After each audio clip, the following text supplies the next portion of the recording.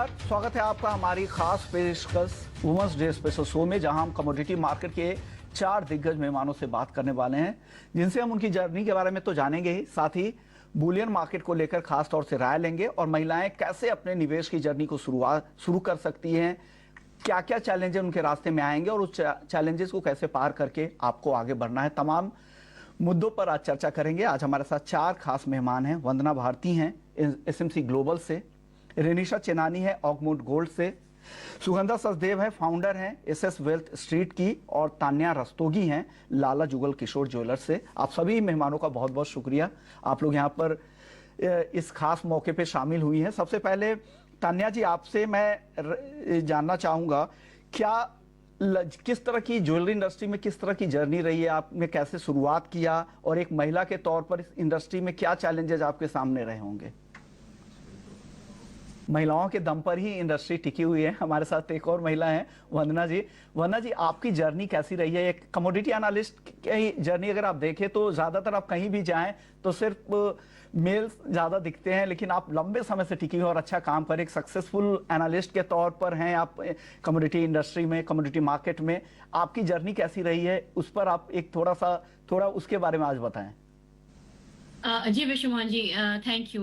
Actually educational और agricultural background है मेरा, तो कमोडिटी मार्केट के लिए जो इंटरेस्ट आया वो बहुत नेचुरल था, और इसकी वजह से एमबीए की पढ़ाई पढ़ी थी और इंटरनेशनल बिजनेस की पढ़ाई भी मैंने करी थी।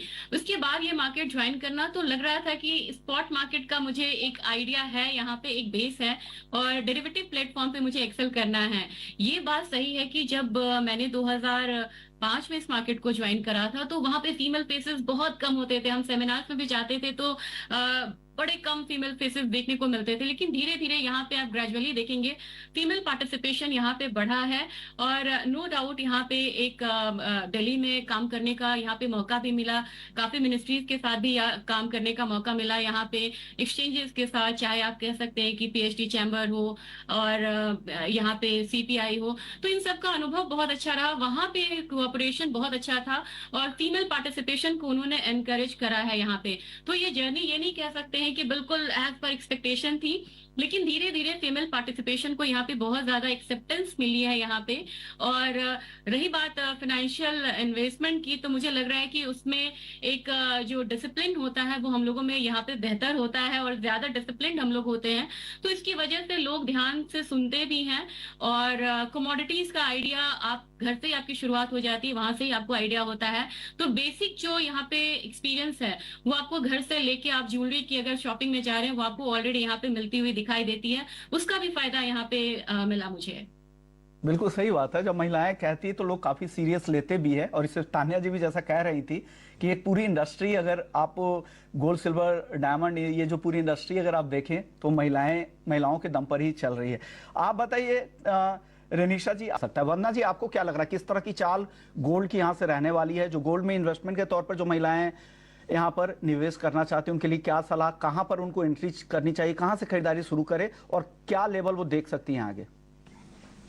जी विश्वमोहन जी, सुगंधा ने काफी बढ़िया से समराइज किया है। मैं यहाँ पे बस ये बोलना चाहूंगी कि आप फाइनेंशियल डिसीजन लेना शुरू करिए, और काफी सारे इंस्ट्रूमेंट्स जो पहले नहीं थे वो अब अवेलेबल है यहाँ पे।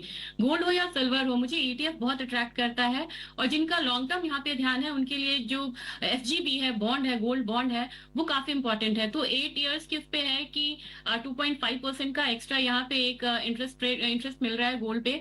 साथ में एलटीसीजी का यहाँ पे प्रॉब्लम नहीं है, long term capital gain tax जो यहाँ पे लगता है। तो ये प्रोडक्ट अच्छा है जिनका लॉन्ग टर्म का ध्यान है, जिनका एसआईपी के थ्रू अगर वो अर्न करना चाहते हैं या मंथली कुछ लगाना चाहती हैं, उनके लिए मैं यहाँ पे सलाह दूंगी कि यहाँ पे गोल्ड ईटीएफ आप बाय कर सकते हैं।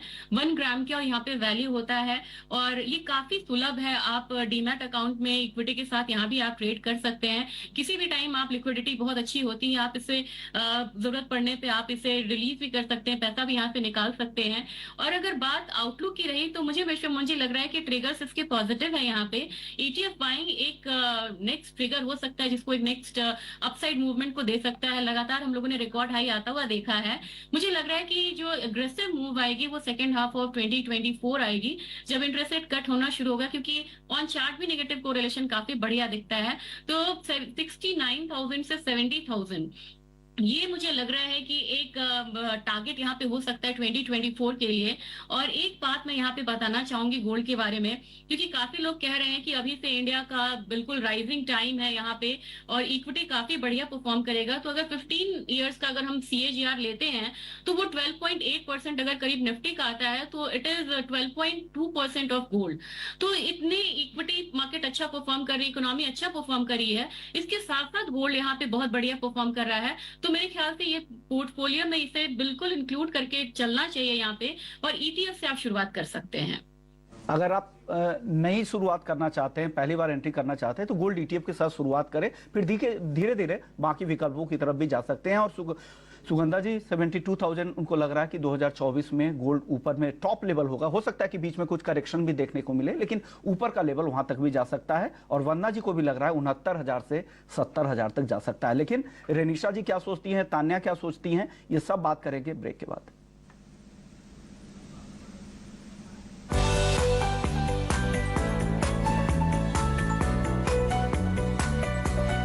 68,500 सपोर्ट दिख रहा है और ऊपर में 80, उसके ऊपर जाएगा तो 88,000 भी इस साल चांदी जा सकती है। आप बताइए वंदना जी, चांदी में क्या लग रहा है आपको?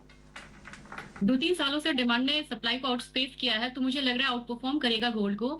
लेकिन 2024 के लिए मुझे लग रहा है कि 82,000 से लेके 85,000 तक का अपसाइड एक टारगेट हो सकता है। आप फटाफट। शुक्रिया तान्या जी आपका, रेनिशा जी, वंदना जी और सुगंधा जी आपका भी बहुत बहुत शुक्रिया। इस खास मौके पे आपने हमारे लिए वक्त निकाला। तो चलिए इस खास पेशकश को यहीं समेटते हैं, लेकिन बाकी खबरों